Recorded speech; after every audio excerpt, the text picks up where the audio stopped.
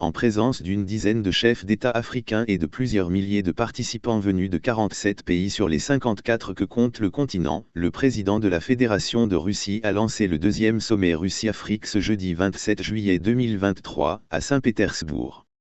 Vladimir Poutine a saisi l'occasion pour vanter les prouesses de son pays dans l'écoulement des céréales sur les marchés africains malgré les sanctions qu'il a jugées illégales.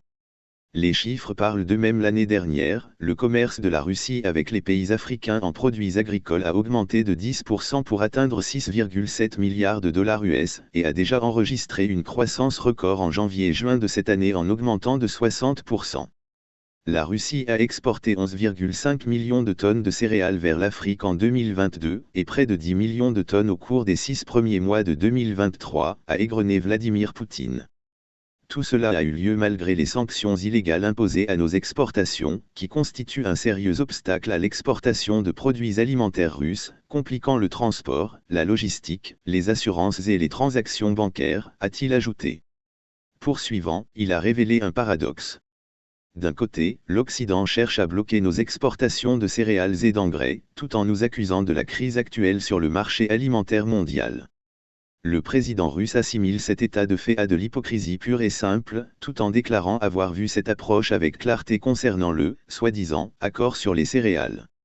Négocié avec la participation du secrétariat de l'ONU, il a été initialement conçu pour promouvoir la sécurité alimentaire mondiale, atténuer la menace de la faim et aider les pays les plus pauvres, y compris en Afrique.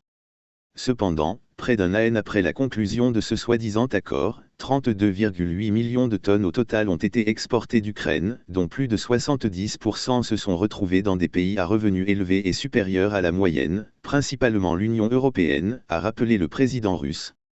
Toutefois, il a attiré l'attention de l'assistance sur le fait que des pays comme l'Éthiopie, le Soudan, la Somalie et plusieurs autres n'auraient reçu que moins de 3% de ce total, soit moins de 1 million de tonnes.